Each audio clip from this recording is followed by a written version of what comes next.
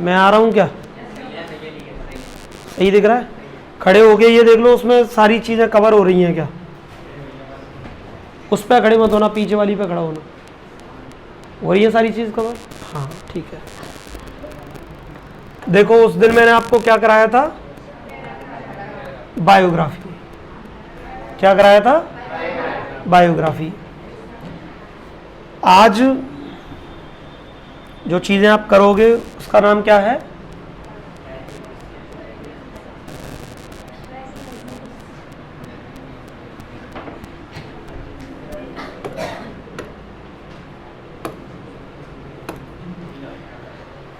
देखिए आप लोगों के सिलेबस में जो क्वेश्चन आंसर है वो जितने इंपॉर्टेंट होते हैं उतना ही इंपॉर्टेंट होता है राइटिंग स्किल, जो सेक्शन बी में आता है। लेकिन अगर आप एक अच्छे टीचर पर पढ़ रहे हैं तो ये आपकी प्रॉब्लम कम, टीचर की ज़्यादा होती है। ठीक है, मैं ये नहीं कह रहा कि मैं समझाऊंगा तो सॉल्यूशन आ ही जाएगा, मुझे नहीं पता, हो सकता है नहीं भी आए, कई बच्चों के समझ में आएगा, कई के में ना आए, ऐसा हो सकता है। वैसे यार थोड़ा ओवर कॉन्फिडेंस है कि सबके समझ में आ ही जाएगा, है ना? ठीक है, तो पैराग्राफ में क्या रहता है, राइटिंग स्किल में क्या रहता है, हर चीज़ का, चाहे वो पैराग्राफ हो, चाहे वो आर्टिकल हो, चाहे वो नोटिस हो, चाहे वो लेटर हो, चाहे वो ऐसे हो, इनका फॉर्मेट बहुत मैटर करता है। ठीक है, फॉर्मेट से भी ज़्यादा मैटर करता है कि तुम्हें बनाना आना चाहिए, तो उसके लिए चाहिए स्ट्रक्चर, कि क्या स्ट्रक्चर होता है उसका, कैसे अपन उसको बिल्ड करते हैं। ठीक है, तो आज उसी सेक्शन बी का जो राइटिंग स्किल है उसका मैंने टॉपिक जो उठाया है वो है पैराग्राफ राइटिंग। क्या उठाया है? पैराग्राफ राइटिंग का टॉपिक उठाया है। पैराग्राफ राइटिंग आपके लिए सेक्शन बी में 5 नंबर का आता है। कितने नंबर का आता है? According to MP board, according to MP board. ठीक है, अच्छा इसी को आप और में ये भी बोल सकते हो ऐसे राइटिंग, क्योंकि पैराग्राफ राइटिंग और ऐसे राइटिंग में कोई बहुत ज़्यादा अंतर नहीं होता। अंतर होता है केवल वर्ड्स लिमिट का। पैराग्राफ राइटिंग जब अपन करते हैं तो कुछ लिमिटेड वर्ड्स के अंदर अपन अपनी चीज़ें लिखते हैं, और जब ऐसे में लिखते हैं तो वही चीज़ें फुल डिस्क्राइब करके लिखते हैं। समझ में आ गया? इतना अंतर है पैराग्राफ राइटिंग और ऐसे राइटिंग में। ठीक है, अब पैराग्राफ राइटिंग को अगर आप देखें तो पैराग्राफ राइटिंग आपकी, देखिए सबसे पहले पैराग्राफ राइटिंग में आपका आर्टिकल आ जाता है, दूसरे नंबर पर डिबेट आ जाता है, रिपोर्ट आ जाती है, और क्या बोल सकते हैं, क्या आ जाएगा इसमें, बायोग्राफी को भी इसमें भी ले सकते हैं, और एक आ जाता है डिस्क्रिप्शन। मतलब कोई भी आपको ऐसे पिक्चर दे दी जाएगी और उस पिक्चर के बेस पर आपको पूरा डिस्क्राइब करना पड़ेगा कि उसमें क्या क्या चीज़ें हैं। ठीक है, वैसे ये अलग से रखा गया आपके में, लेकिन इसी का हिस्सा है ये, तो मैं आपको इसी में बता रहा हूँ, मतलब बताऊँगा। तो अभी मैं आपको केवल पैराग्राफ राइटिंग के मेथड, स्ट्रक्चर, लेकिन मैंने आपको इसके सारे पार्ट्स बता दिए कि इसके सारे पार्ट्स क्या क्या हैं। ठीक है, समझ में आ गया?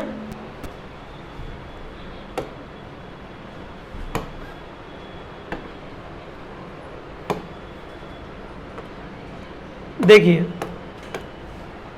पैराग्राफ राइटिंग में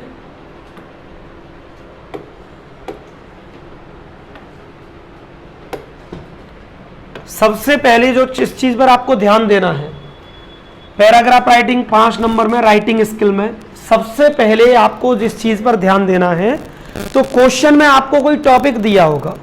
क्वेश्चन में क्या दिया होगा? कोई ना कोई टॉपिक दिया होगा, राइट? तो टॉपिक को आपको सबसे पहले देखना है कि वो गुड टॉपिक है या बैड टॉपिक है। 2 टाइप के टॉपिक होते हैं आपके, एक होते हैं गुड टॉपिक और एक होते हैं बैड टॉपिक। ठीक है, अब गुड टॉपिक क्या होते हैं? जैसे मान लीजिए आपका इंपोर्टेंस ऑफ ट्रीज, तो एक सिंपल भाषा में मैं आपको बताऊं, गुड टॉपिक वो होते हैं जिनसे आपको लाभ होता है, कोई ना कोई लाभ है, आपके लिए लाभदायक है, बेनिफिशियल है वो, और बैड टॉपिक वो होते हैं जिनसे आपको डिसएडवांटेज, हानियां होती हैं। क्या होती हैं? हानियां, मतलब वो आपके लिए नुकसानदायक है। तो जो टॉपिक आपके लिए नुकसानदायक है उनको बोलते हैं बैड टॉपिक, और जो टॉपिक आपके लिए लाभदायक है उनको बोलते हैं गुड टॉपिक। समझ जाओगे इतना? अब जैसे मान लीजिए ट्रीज आया, तो ट्रीज आपके लिए लाभदायक है कि नुकसानदायक है? पेड़ों से कोई नुकसान है क्या आपको? नहीं है, तो गुड टॉपिक हुआ। जैसे मैंने बोला इंग्लिश लैंग्वेज, तो इंग्लिश लैंग्वेज से आपको कोई नुकसान है क्या? कोई नुकसान नहीं है ना, केवल पॉजिटिव वे में ही ले सकते हो आप उसको। तो ये कैसा हो गया? Good topic. न्यूज़पेपर से आपको कोई लॉस होता है क्या? कोई लॉस नहीं है, आपको जानकारी मिलती है, चीज़ें सीखने को ही मिलती हैं। तो ये सारे क्या हो गए? Good topic. ETC बहुत सारे ऐसे गुड टॉपिक हैं। अब बैड टॉपिक क्या होते हैं? जैसे कि मान लीजिए ग्लोबल वार्मिंग। अब ग्लोबल वार्मिंग से किसी को कोई फायदा है क्या? किसी को कोई फायदा है क्या ग्लोबल वार्मिंग से? नहीं है, नुकसान ही नुकसान है। तो ग्लोबल वार्मिंग कैसा हो गया? Bad topic. सबसे पहले आपको यही करना है, छांट लेना है कि ये गुड टॉपिक है कि बैड टॉपिक है, क्योंकि दोनों के लिखने का स्ट्रक्चर अलग है। दोनों के लिखने का स्ट्रक्चर अलग है, ठीक है। रेड डॉट हो रहा है, रेड डॉट बंद हो जाए तो बंद हो जाएगा, समझ गए? उसको देखते रहना। तो सबसे पहले आपको पहचानना है कि वो गुड टॉपिक है कि बैड टॉपिक है। अब जैसे मान लीजिए मैं आपसे बोलूं पॉपुलेशन प्रॉब्लम, जनसंख्या वृद्धि, कोई फायदा है क्या?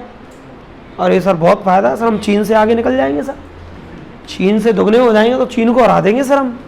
जनसंख्या के बेस पे अगर युद्ध जीते जाते फिर बात ही क्या थी, चीन आज पूरे विश्व का गुरु बन के बैठा होता, राइट। तो पॉपुलेशन से कोई फायदा नहीं है। हमारे देश में तो कुछ मतलब इसमें भी कंपटीशन कर लेते हैं, चीन के बाद दूसरे नंबर पे अगर हमें पॉपुलेशन में, तो यह हमारे लिए बहुत बड़ा डिसएडवांटेज है, समझ रहे हो। लेकिन हम इसमें भी कंपटीशन करते हैं, दूसरे नंबर पे चीन ही आ गए, बस चीन को भी पीछे कर देंगे एक दिन, समझ रहे हो। उसको भी पॉजिटिव वे में लेते हैं जबकि वो निगेटिव है। तो पॉपुलेशन से हमें कोई भी फायदा नहीं है। पॉल्यूशन ले लो, करप्शन ले लो, तो ये ऐसे टॉपिक है, इनसे आपको क्या कभी कोई फायदा होने वाला है क्या? भ्रष्टाचार से कोई फायदा है क्या? अरे सर कैसे फायदा नहीं है भ्रष्टाचार से?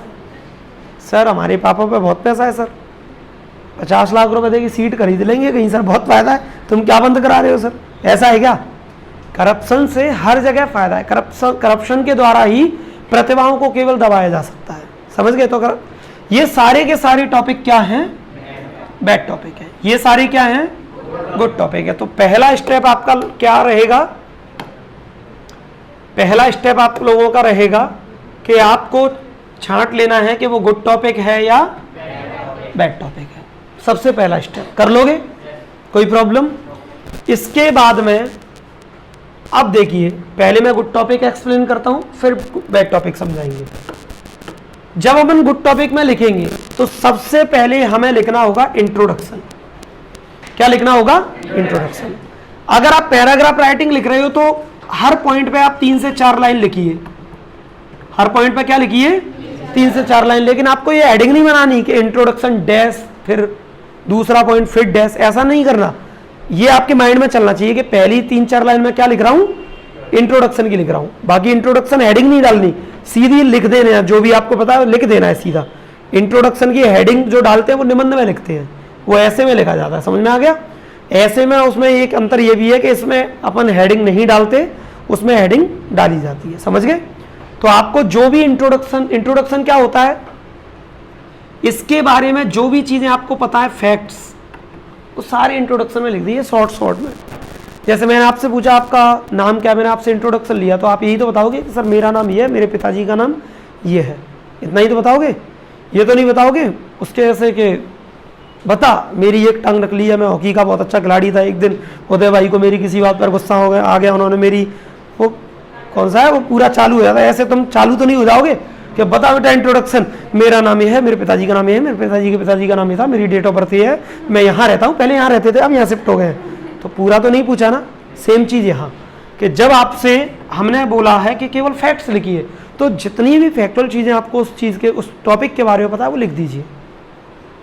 जैसे ग्लोबल वार्मिंग क्या है, इसका शॉर्ट अपन डिस्क्रिप्शन देना चाहें तो क्या दे सकते हैं कि भैया कार्बन डाइऑक्साइड या कार्बन मोनोऑक्साइड मीथेन गैस के साथ शायद मिलकर ग्रीन हाउस गैस बनाती है, उस ग्रीन हाउस गैस के कारण जो चीज़ें होती हैं उसको ग्लोबल वार्मिंग कहते हैं। जो भी प्रदूषण होता है या वाट एवर, जो कुछ भी ओजोन में छिद्र हो रहा है या ग्लेशियर पर बर्फ पिघल रही है, टेम्परेचर बढ़ रहा है, वो पूरा किसका प्रक्रिया आ जाती है, ग्लोबल वार्मिंग की। शॉर्ट में हमने बता दिया, ठीक है। तो आपको जो कुछ भी पता है उस चीज़ टॉपिक के बारे में शॉर्ट में ले लीजिए, ठीक है। अब पता, कई टॉपिक तो ऐसे पता है, कई टॉपिक ऐसे नहीं पता, तो क्या करें? तो फिर आपको सिंपली क्या करना है, फैक्ट्स कहाँ से लेंगे? फैक्ट्स इकट्ठा करने के लिए आप जाइए गूगल पे टॉपिक डालिए और टॉपिक के बारे में सीधा निकल के आ जाएगा। अब ऐसा कैसे लिखें कि नंबर ना कटे, बहुत अच्छे नंबर मिले? तो याद रखिए, जितना फैक्ट्स लिखोगे उतने अच्छे नंबर मिलेंगे, समझ गए? जैसे मान लीजिए आप चाइल्ड लेबर पे लिख रहे हो, तो चाइल्ड लेबर पर फैक्ट कैसे लिख सकते हैं? चाइल्ड लेबर पर फैक्ट लिख सकते हैं कि 2001 की 2001 के फैक्ट्स के अनुसार ये बताया गया है कि भारत में अभी भी 35% बच्चे चाइल्ड लेबर करते हैं। फैक्ट है, किसी न्यूज़पेपर से पढ़ा होगा, समझ गए? या अनुच्छेद इतने में ये बात लिखी गई कि बच्चों से 14 वर्ष से कम उम्र के बच्चों से कार्य कराना कानूनन अपराध है। ये बात इस संविधान के इस अनुच्छेद में लिखी गई है। तो ऐसे फैक्ट्स लिखो। अब ऐसे फैक्ट्स अगर तुम्हें